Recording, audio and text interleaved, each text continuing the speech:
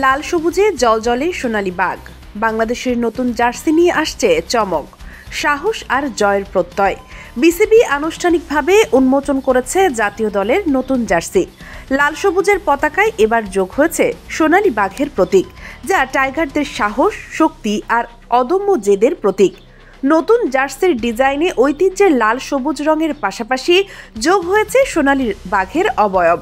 এই বাঘ শুধু ডিজাইন নয়, এটি বাংলাদেশ দলের আগ্রাসী মনোভাব ও শিরোপা জয়ের লক্ষ্যের প্রতীক।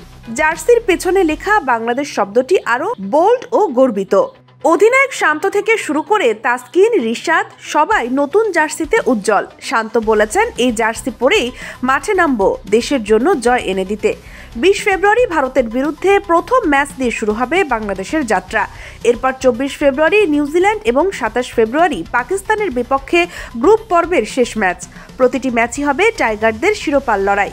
এই টুর্নামেন্টে ইতিহাস গড়ছে বিসিবি। প্রথমবারের মতো 9টি ভাষায় ধারাভাষ্য শুনতে পারবেন দর্শকরা। ইউটিউব, ফেসবুক সহ 16টি প্ল্যাটফর্মে লাইভ দেখুন match. Sheikh Masuma, daily our Bangladesh.